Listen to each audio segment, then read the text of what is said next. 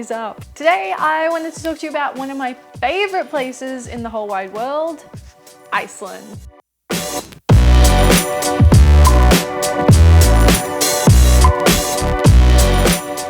When I was there, I was a real brat and I had a week and I didn't make the most of it. Why?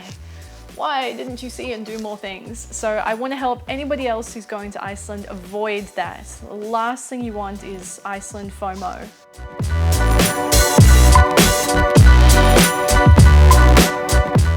Mate, it's bloody cold. So when's the best time to visit? Well, that depends on you and how much money you have and what you want to see and do while you're there. The low season is from October to April. That means that there are less people there, but it also means that it's very, very cold. Bad weather means that sometimes they have to close roads, so you may find it harder to get around. The advantage of going in low season, you have a much better chance of spotting the northern lights. High season is when we went, which is from June to August. This is a great time to visit because the weather is warmer. Of course, the downside is that there are tourists everywhere, so accommodation prices can skyrocket. We went to Reykjavik and it was cold and the sun was up 24 hours a day, and that was really rough. Messes with your sleep patterns.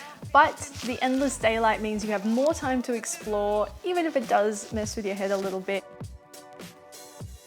You need to be as warm as possible. Really good quality thermal underwear. I have some really great waterproof jackets, cotton shirts, things to layer, long sleeves, and some woolen jumpers. Lots and lots of warm socks, some nice scarves, beanies, and gloves. Anything wool is great. One other thing that I definitely found I needed was an umbrella. If you're planning on visiting the Blue Lagoon, you're going to need to pack your swimwear. And I would also recommend, if you're going in summer, to pack a really good quality sunscreen. In terms of beauty products, you're going to need a lot of moisturizer. Your trip to Iceland is also the time that you want to take all of your camera gear. If you have one, this is your time to bust out your GoPro. If you've been thinking of buying one, get one. It's pretty easy to drive yourself around and see all the major tourist spots. Skogafoss, Legfoss, Catfoss. Means you can start your days earlier, stay out later, spend more time at each of the locations that you want to visit. We hired a little bomb of a car. It was the smallest little sardine tin on wheels I've ever seen. Just make sure you get your hands on the GPS to help you out. Definitely recommend spending some time exploring Reykjavik itself. We lost maybe half a day there just dipping in and out of cafes. They have some amazing street art.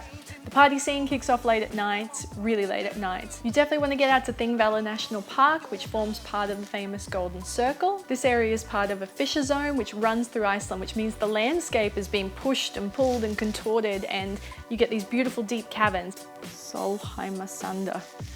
That's right, the Solheimarsanda plane crash. Plane crash is pretty easy to find. If you just want to have a look on my website, I've got a great link to somebody else who wrote an amazing blog post. You want to make sure you're visiting as many beautiful waterfalls as possible. Gullfoss is one of them. And of course, Skogafoss.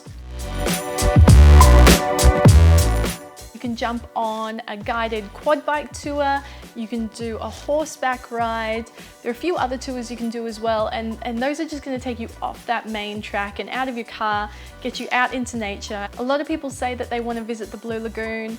I recommend the Reykjavik hot springs. I am 100% saying that wrong. You may not know it, but Iceland is actually a great place to go diving and snorkeling. One of the other great things you can do in Iceland is visit a geyser. Stráka geyser. Strak, guys. The Stráka geyser erupts every 10 minutes, so you can't miss it. It's easy enough to drive to from Reykjavik. In Reykjavik, make sure you visit the Hallgrímskirkja church. It's 100% worth catching the elevator up to the top. You'll get some awesome views. Another hot tip, something I really recommend you do, is the lava tube cave. When it comes to trying unusual food, Iceland is the place for you. They have this dish. It is fermented shark meat. How can I describe the flavor of rotten shark meat? It's quite spicy in a wasabi sense.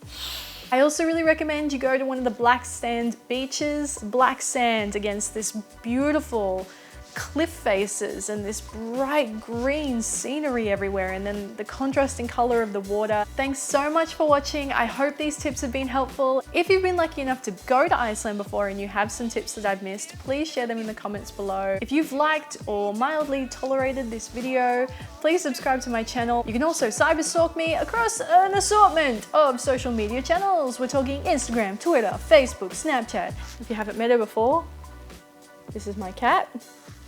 She smells good. You're beautiful.